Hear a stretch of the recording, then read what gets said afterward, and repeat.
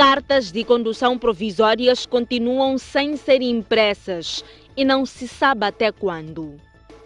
Aeroporto de Nacala não recebe voos noturnos há um ano por vandalização da infraestrutura. 50 pessoas morreram num ataque armado a uma igreja católica em Nigéria.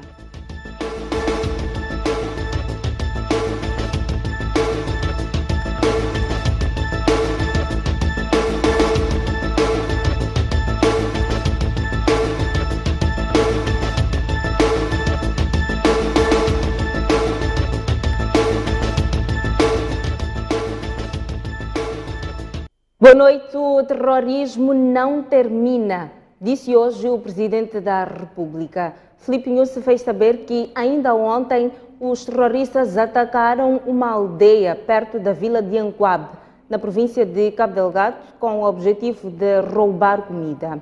Esta é uma notícia por acompanhar daqui a pouco. Por agora, Moçambique violou a liberdade religiosa no ano passado. Houve detenções arbitrárias de grupos religiosos que eram associados ao terrorismo, revelam os Estados Unidos da América. A informação é avançada no relatório anual dos Estados Unidos sobre a liberdade religiosa no mundo.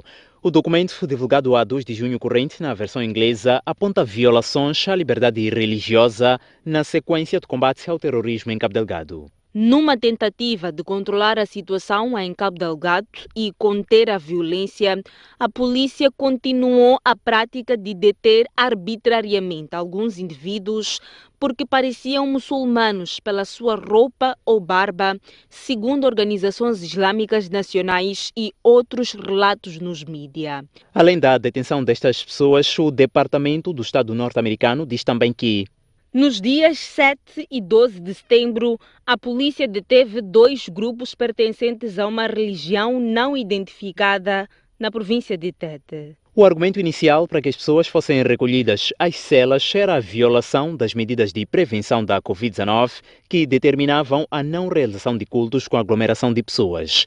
Entretanto, de acordo com o relatório, a polícia estava a investigar grupos ligados à insurgência em Cabo Delgado. O documento fala também da transferência do bispo de Pemba, Dom Luís Fernando Lisboa, para Brasil, detalhando que, após a sua transferência, Lisboa afirmou que recebeu ameaças depois de criticar a resposta do governo moçambicano aos ataques terroristas. Na sequência dos acontecimentos, a Embaixada do EUA diz ter debatido estas violações à liberdade religiosa com o Presidente da República, Filipe News, os Ministérios da Justiça, da Defesa e do Interior, tendo destacado a necessidade de envolver parceiros da comunidade religiosa para abordar de forma eficaz a violência e destacou a importância da tolerância religiosa para promover a paz e a segurança com líderes e representantes de grupos religiosos e da sociedade civil. O relatório anual dos Estados Unidos sobre a liberdade religiosa abrange cerca de 200 países e não diz se em Moçambique a situação deteriorou ou teve melhorias. Sobre Angola, o documento afirma que o governo ainda não respondeu a um pedido de registro de diversas organizações religiosas, incluindo as muçulmanas. No relatório, o departamento liderado pelo chefe da diplomacia do EUA, Anton Blinken, denuncia perseguições contra minorias religiosas em países como China, Afeganistão, Birmânia e Arábia Saudita. A ativista Alice Mabota defende que, apesar de o governo falhar na distinção de terroristas e religiosos, não há perseguição de nenhuma seita no país. Mabota diz que quem fez o relatório ouviu entidades confundidas com insurgentes. Portanto, o governo também está atabalhoado em perseguir qualquer pessoa que vê, porque não sabe quem é quem. Aqueles miúdos que fazem isso usam a própria religião. Agora, a própria religião, aonde é que se esquiva? Em dizer que o governo está nos a perseguir, não é bem assim. Quem fez este relatório, eu penso que ouviu alguém que foi confundido com esses insurgentes, quando era de facto um verdadeiro religioso, mas também tem que entender que ao confundirem a ele, é porque é uma base. Os americanos não podem vir dizer que isto é perseguição à religião islâmica ou às outras religiões. Eu não conheço. A pessoa pode dizer que eu fui detido fui presa, mas a minha religião é uma religião cristã, porque dizem que eu sou insurgente, não porque professa a religião. Isso eu nego. Um problema que temos nós, os moçambicanos. Se eu não gosto de ti, se eu tenho um olhar gordo sobre ti, quando vier o CISI, e o CISI é uma instituição que perdeu o crédito, vem ter contigo e digo, olha, aquele jovem ali está metido com os insurgentes. O CISI vai te buscar, prende-te. Aí é que está o mal. Não é o problema do governo em si, é o problema dos informadores com ódios. Qual é o papel da igreja? Não é sair e dizer que estou me distanciar e ficar por aí. É fazer algo que demonstre que está distante. Agora sim, o presidente da República disse que o terrorismo não termina. Filipe News fez saber ainda que ontem terroristas atacaram uma aldeia perto da vila de Anquab, em Cabo Delgado, com o objetivo de roubar comida. De 2017 ao presente ano, os terroristas mataram mais de 2.000 pessoas no norte de Moçambique e até aqui acima de 850.000 já ficaram deslocadas por causa da insurgência e a situação ainda está longe do fim. Neste domingo houve mais um ataque próximo à vila de Anquabi, a cerca de 100 quilômetros de Pemba. Às vezes se pensa que terminou, mas o terrorismo não termina, mesmo aqui há sinais, sentimos até alguma movimentação nesta mesma semana. Ainda ontem atacaram uma aldeia perto de Anquabe, chamado Andule, na Andule. Esse ataque foi mais porque eles movimentaram-se, as nossas forças controlaram, as populações ficaram em debandada, mas mesmo assim foram explicadas que era um movimento das forças de defesa e segurança moçambicanas, mas muito mais tarde mesmo eles apareceram. Tem estado a fazer esses ataques, por vezes agora à procura de comida e alimentos. Para controlar a situação, Filipe News diz que o país precisa de melhorar a sua capacidade operativa. Para já, a prioridade é a reconstrução das zonas já recuperadas que há alguns meses estavam nas mãos dos terroristas. O governo aprovou um plano de reconstrução daquelas zonas que foram recuperadas, portanto, as zonas recuperadas na província nortenha de Cabo Delgado. Então estamos a desenvolver um programa de reconstrução, porque há um regresso tímido das populações, apesar de que nós continuamos a dizer que precisamos de consolidar a segurança na região e depois para haver um regresso mais sustentável e seguro. Filipe News falava durante uma reunião virtual entre o Partido Frelimo e o secretário-geral do Partido Comunista do Vietnã.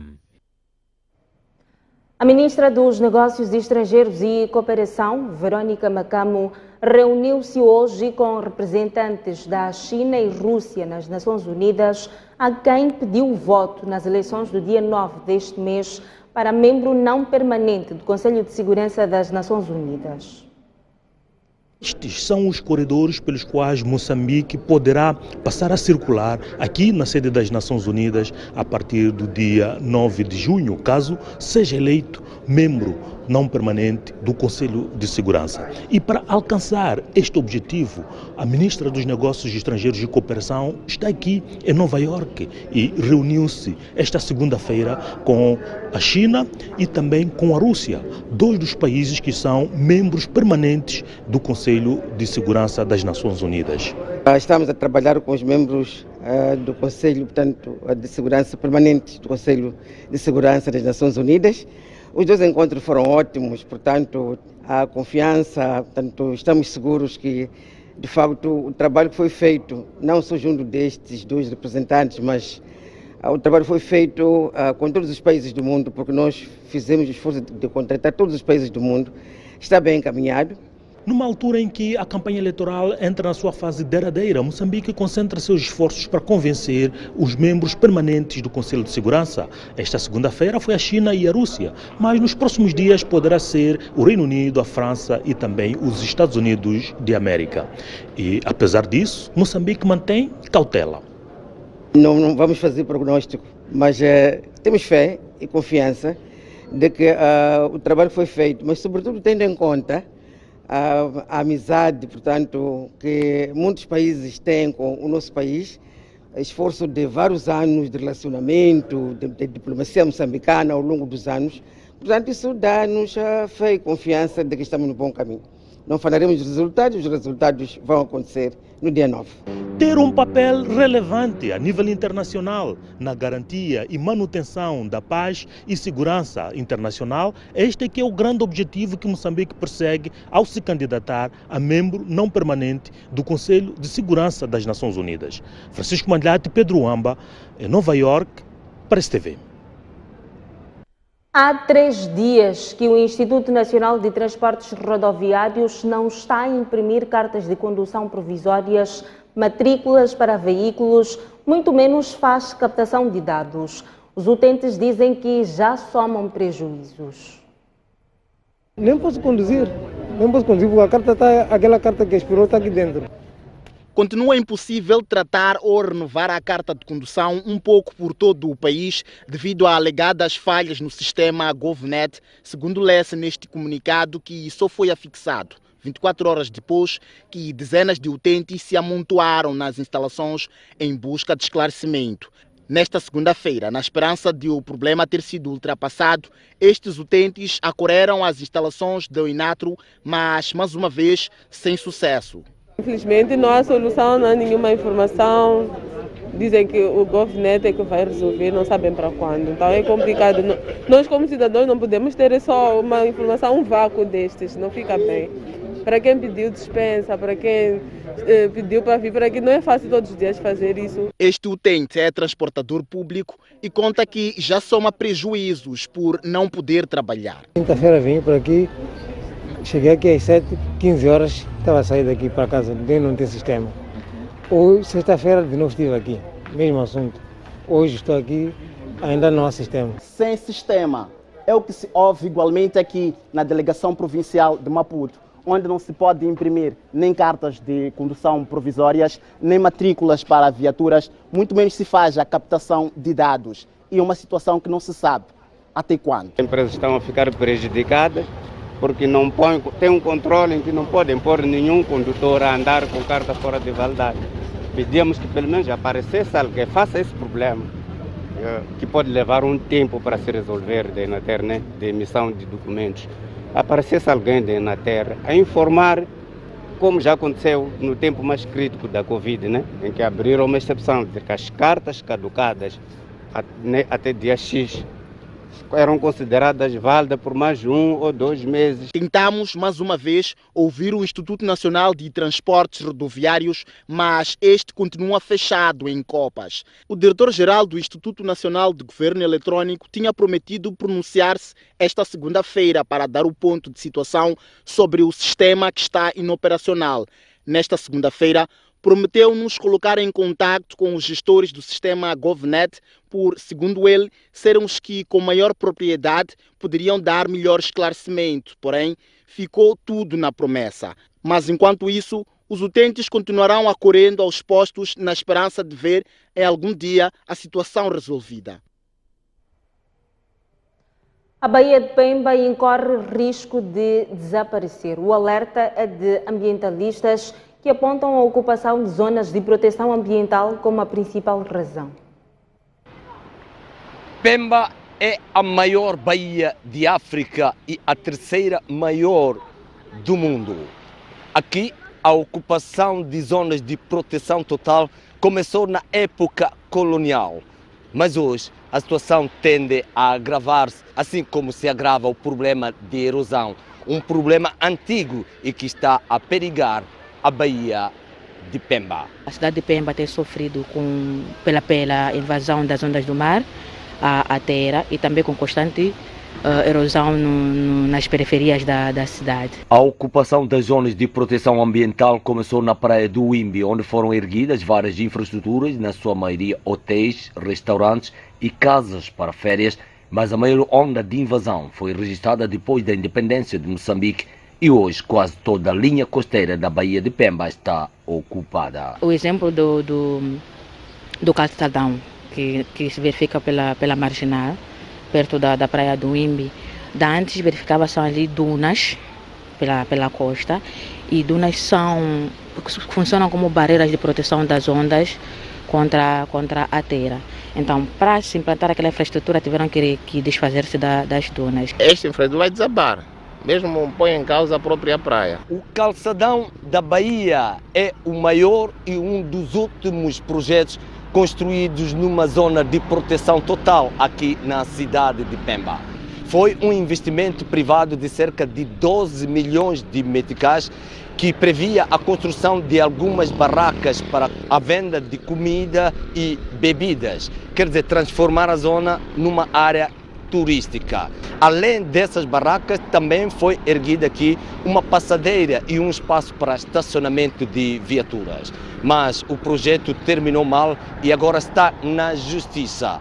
Um caso que envolve o município de Pemba e o investidor que aplicou aqui muito dinheiro para depois perdê-lo em nome da causa do ambiente. Há pouco tempo atrás vimos o muro do calçadão a ser destruído pelo município, neste caso. Alegando que é uma zona de proteção que não se podia vetar porque a praia é para estar livre, para ser vista. Sei que não é o caso dos outros lugares. Quero falar da Praça do Metical.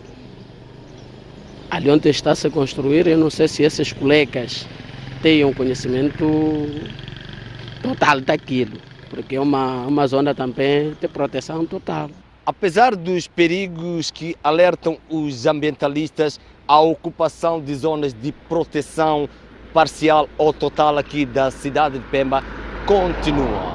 E a última obra, ou seja, o último projeto, é a construção da Praça do Metical, cujas obras começaram em 2021. Esta obra pertence ao município de Pemba e as autoridades já tentaram embargar devido à falta de estudo de viabilidade e também de uma licença especial. Mas pouco tempo depois a situação ficou resolvida. Como não se sabe. Se fosse eu a decidir, não construíam. Mas como estamos em Moçambique, as leis são quebradas sem ser consultado nenhuma população, nenhuma entidade. Cada um entendeu e faz o que quer. Estamos a ver a ser erguida. Nós estamos cientes que no futuro teremos consequências que a natureza irá nos oferecer. Só que o homem Dias tem muita ganância e essa ganância esquece a preservação ambiental. É perigoso, muito, muito, muito perigoso. As obras da Praça do Metical estão praticamente concluídas e, segundo previsões, deverá ser inaugurada no dia 16 de junho corrente, o Dia da Moeda. Entretanto, a STV procurou ouvir as autoridades, tanto o município, o dono da obra, e como igualmente a AQUA, a Agência de Controle de Qualidade Ambiental, e também a Direção Provincial do Meio Ambiente, para saber sobre a situação deste espaço. Mas nenhuma das partes destas autoridades mostrou-se disponível para falar com a nossa reportagem. De Pemba, Isidina Chá, STV. Há um ano que o Aeroporto Internacional de Nacala não recebe voos noturnos. Tudo porque o material elétrico foi vandalizado. Os prejuízos ascendem os 20 milhões de meticais.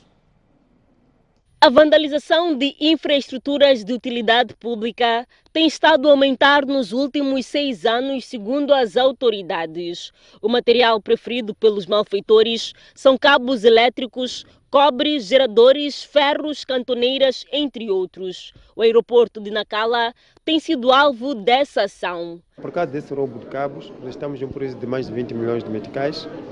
1 quilômetro do cabo que foi roubado, que alimenta as luzes de pista, custa quase 1 milhão de meticais.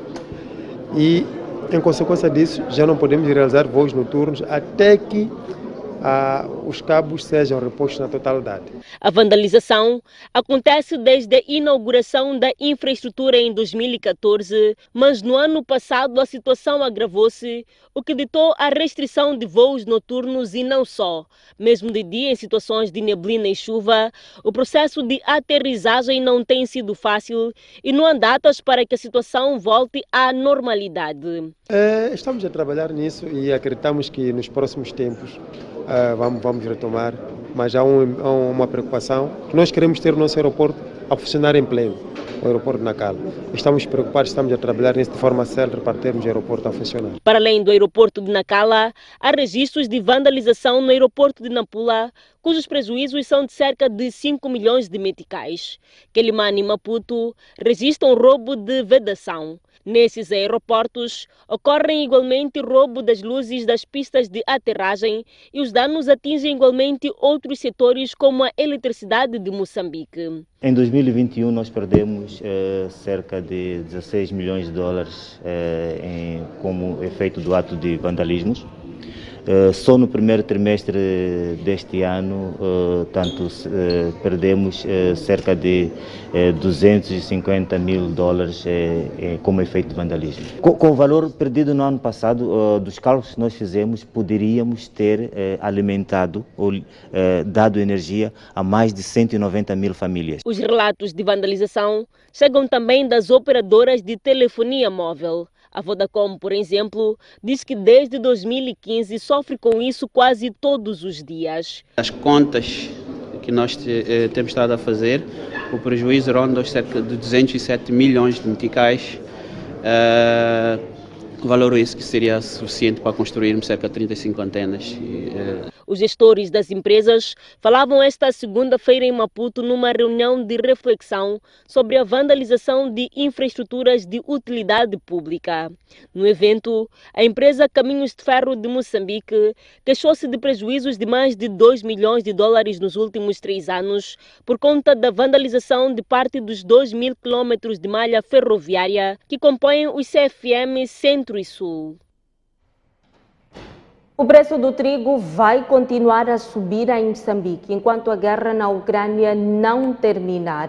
O alerta é do ministro da Indústria e Comércio. Silvino Moreno diz que o governo está à procura de alternativas para conter a subida dos preços. A guerra entre Rússia e Ucrânia, parte dos maiores exportadores do trigo do mundo, poderá impactar no preço deste cereal em Moçambique. Recentemente, a Ucrânia disse que possui mais de 20 milhões de toneladas de cereais, cuja exportação está bloqueada nos portos. No país, o ministro da Indústria e Comércio, que há semanas já avisou em TET que o estoque de trigo cobria o consumo até junho corrente, diz que o governo continua a procurar soluções para o problema, sobretudo para evitar o agravamento do preço deste cereal, muito usado na produção de um dos alimentos mais essenciais nas famílias, o pão. Entretanto, Silvino Moreno explica que as margens para evitar o custo do trigo são poucas, uma vez que os importadores relatam variações de preços e sempre com tendência a subir por conta da prevalência da guerra entre Rússia e Ucrânia. Havia até, o mês passado estoques de trigo, sobretudo para a produção do pão. Acreditamos que nos próximos tempos, esses estoques vão acabar e os novos estoques vão ser obtidos com os novos preços, que são altos, efetivamente, por causa desta crise. Não temos como fugir a isso. O governante aponta o consumo de produtos alternativos como uma das soluções para o problema. Pão não é, digamos, o alimento todo dia. Temos a mandioca, temos a batata doce, temos outros produtos. Portanto, temos que olhar para pensar nisso e incentivar as pessoas a fazer uso destes produtos nacionais. Silvino Moreno falava à margem da abertura do seminário para a socialização do Programa Nacional Industrializar Moçambique, lançado ano passado pelo Presidente da República. A iniciativa visa mudar Moçambique de um país produtor e exportador de mercadorias não processadas para produtor e exportador de produtos com valor agregado. O ciclone Gombe destruiu 120 hectares de milho no distrito de Liupo, em Nampula. A tempestade afetou também a produção de arroz. Há pouco mais de 2 meses, o ciclone Gombe atingiu a província de Nampula, tendo destruído culturas nas machambas, com destaque para milho e arroz. uma das principais bandeiras do distrito de Liopo. No milho temos 120 hectares e no arroz 60 hectares a nível do distrito. Foram perdidos? Sim. Sim, mas tentamos orientar os produtores para pelo menos fazer a sementeira, principalmente para o milho e tanto para o arroz. Então estamos nessa fase aí. Isso não terá um impacto naquilo que é a segurança alimentar do distrito? Bom, é certo. Nós podemos pensar isso, mas não na totalidade. Porque nós estávamos a pensar que algumas culturas também estariam altamente afetadas, mas consta que a cultura de amendoim, feijões e mandioca vão sair muito bem. Mesmo esse arroz, uma parte, aquela que foi feita a sementeira. Enquanto muitos contabilizam prejuízos, este agricultor não tem muitos motivos para queixas, porque a cultura de gergelim está com um bom ritmo vegetativo e nos 20 hectares poderá ter um rendimento de 1.200.000 meticais na presente época, se tivermos em conta as 16 toneladas de que está à espera, ao preço de 70.000 meticais cada tonelada. Se conseguíssemos 16, fazendo as contas, não faço agora as contas, mas é só dali 16, se tiver 16, se nós 5, é alguma coisa que vai acontecer. E vai garantir que a próxima campanha eu venha a fazer com mais força. Sim. Ainda melhor se passar, quando chegar aos 100, aos 80, só que é duvidoso. Com o programa Sustenta, o pequeno agricultor emergente está a usar o trator pela primeira vez este ano, o que lhe permitiu aumentar a área de cultivo. E é o primeiro ano que, aliás, é o primeiro ano que também eu sinto mais motivado e faço mais destronca para mais lavoura. E vou fazer mais. Portanto, teve que aumentar a área de cultivo. Exatamente, vou aumentar. Antes, a média era do máximo quantos hectares? Eu, na altura, era 10, uns 12, 17. Para o ano passado, antes disto, eu só fiz 17 hectares. Mas este ano já estão nos 27. Jaime Viriani assiste igualmente 100 pequenos produtores. Saímos agora para uma curta pausa, mas antes há informação cambial para si que nos acompanha a partir da STV. Até já.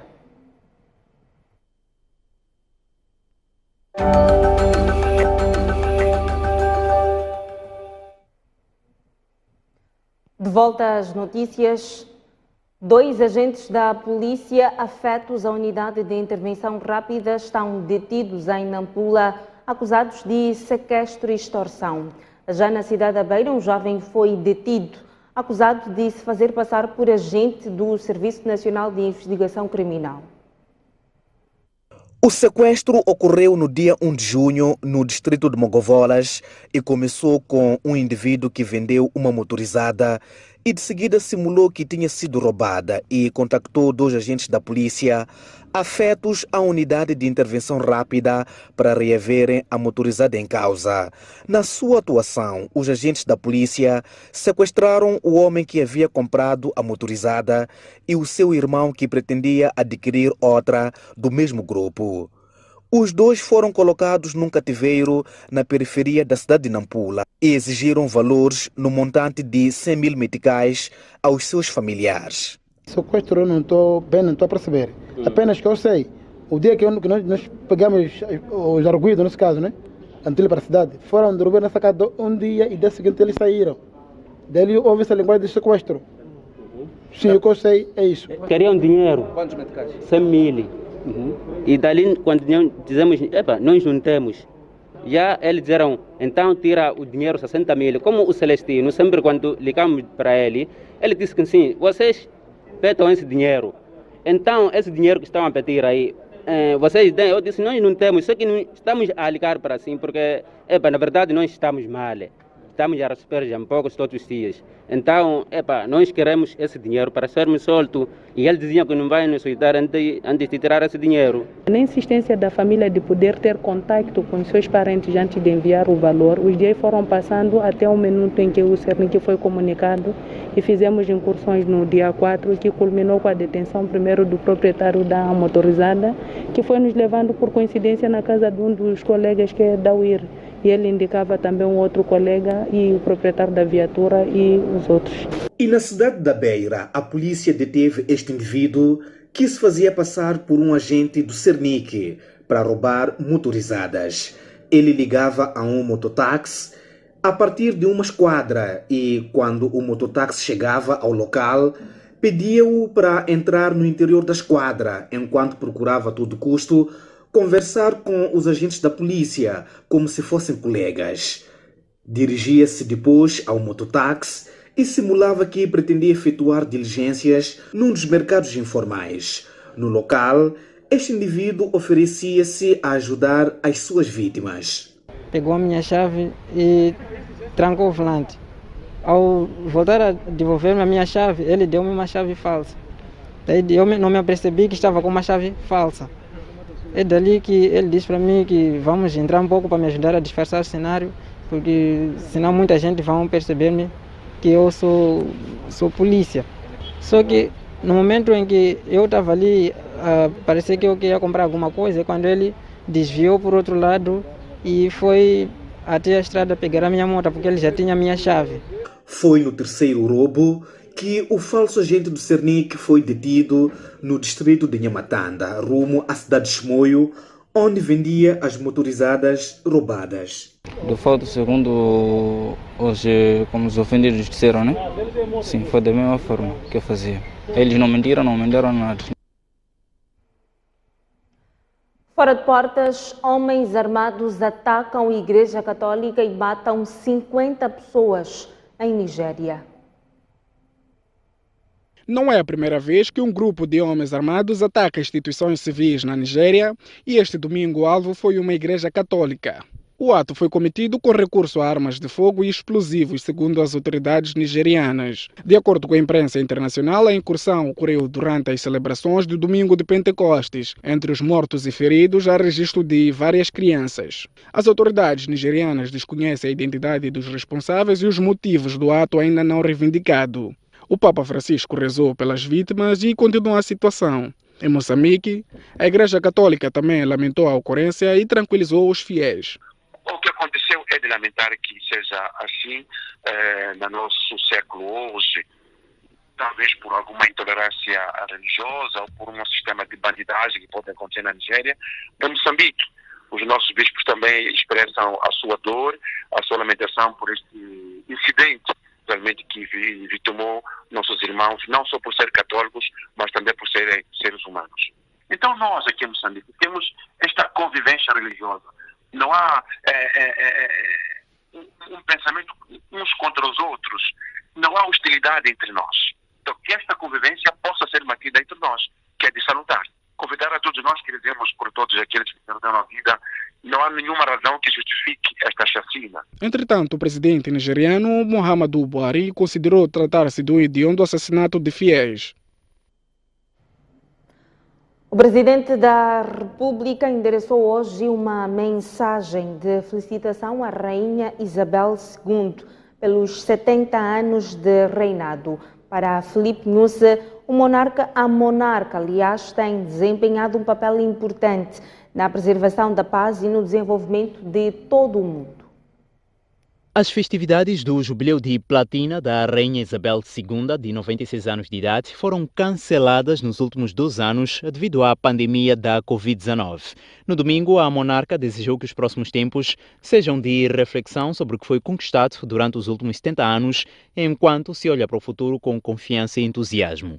Em Moçambique, o presidente da República assinalou a cooperação em vários domínios. Como parceiro bilateral, Moçambique continua a valorizar a cooperação de que desfrutam os dois países em vários domínios, sobretudo nos setores da agricultura, finanças, saúde, recursos minerais, água, entre outros que têm sido tão cruciais para o desenvolvimento do país. Lê-se na nota enviada à STV. Nyusi acrescenta que o país se associa à comunidade internacional e rende homenagem à monarca pelo seu papel na preservação da paz e na promoção da amizade e do desenvolvimento no mundo.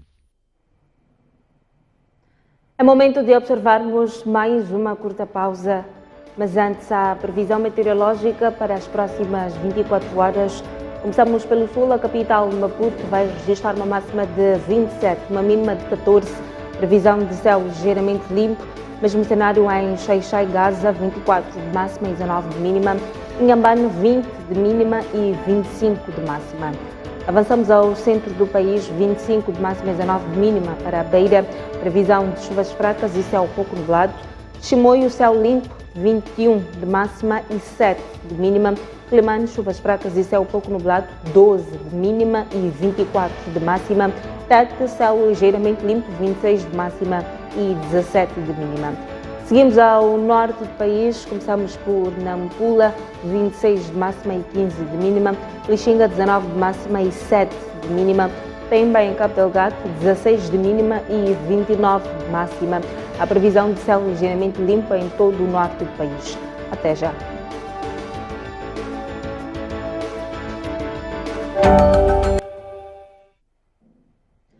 De volta às notícias, olhamos agora o desporto. O treinador adjunto dos Mambas pode estar de saída da seleção nacional devido a desentendimentos com a Federação Moçambicana de Futebol. Tiago Matos não esteve no jogo diante do Ruanda depois de ter sido deportado do país por falta de visto de entrada. Já disse, isto são problemas administrativos. Eu estou focado neste momento nos aspectos dos jogadores. Temos todos os jogadores em condições, isto é que nos dá felicidade. Já falámos muito sobre o Tiago, o mais importante é o grupo de trabalho. Temos que ficar focados no jogo e deixar essas picuices que possam, digamos assim, levar a alterar o nosso foco. Estas foram as palavras de Chiquinho Conde quando questionado na última quarta-feira sobre a contínua ausência de Tiago Matos, adjunto dos Mambas, que a Federação Moçambicana de Futebol prometera estar presente no duelo com o Ruanda, mas tal não veio a acontecer. O técnico português ainda não tem a sua documentação completa para entrar em Moçambique, para além de ter feito algumas exigências às quais a FMF se recusa a aceitar, entre elas um contrato de trabalho que permita a sua residência em Portugal. Para os comentadores do programa Ao Ataque, situações como estas revelam desorganização por parte da FMF. Efetivamente não faz sentido que o Tiago não esteja junto à seleção, por razões, para mim, que são de fato ultrapassáveis. Quer dizer, faz sentido se circular no mundo que o treinador adjunto da seleção de Moçambique não foi por questões burocráticas de visto. Eu olhei muito bem para a expressão facial do próprio Chiquinho Conde. Esta questão lhe incomodou bastante. Sim. Ele teve que falar politicamente correto. Os treinadores adjuntos têm sua função na equipa técnica, por isso que estão lá e são importantes. Azael Bis acrescenta.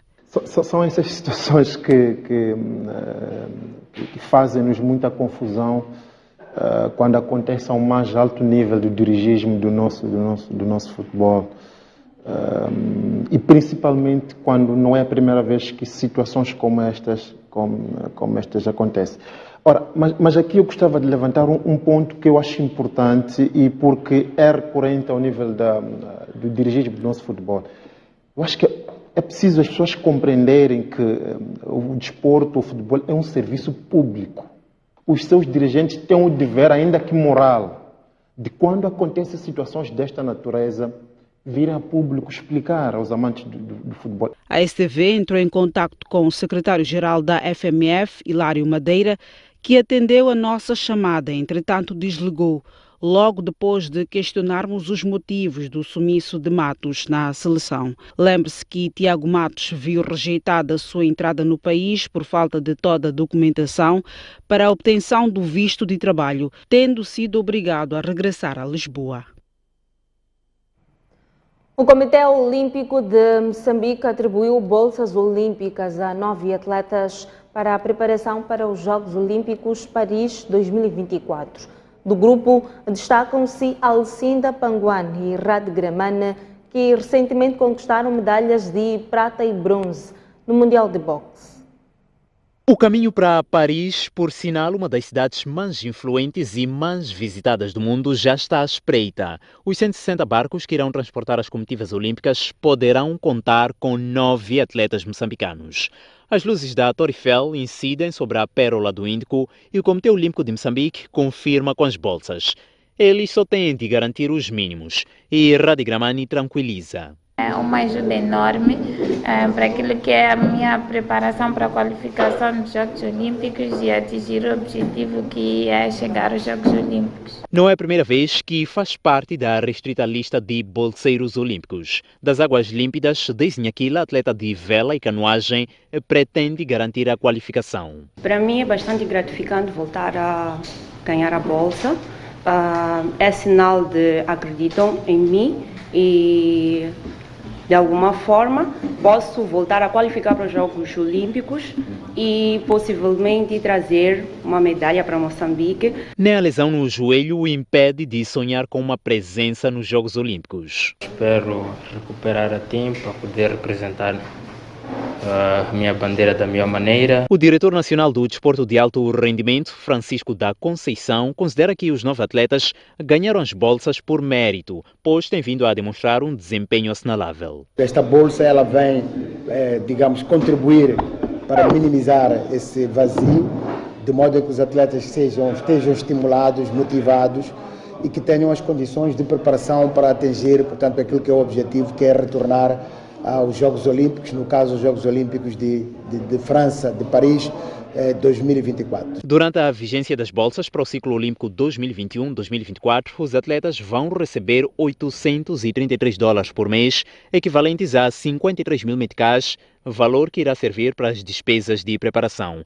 Eis os 9 atletas bolseiros e as suas modalidades: Alcinda Panguani, Radi Gramani, boxe; Daisy Nhaquila, Denise Parruc, Maria Machava e Joaquim Lobo, vela e canoagem; Kevin Monfort, judo; Creve Machava, atletismo; Matthew Lawrence, natação. Para trás o desporto, agora é momento de irmos ao encontro de Boaventura Mocipo para os destaques do Noite Informativa de hoje. Mocipo, boa noite. Boa noite. Está confirmado, os terroristas realizaram ontem um ataque numa aldeia no distrito de Anquabe.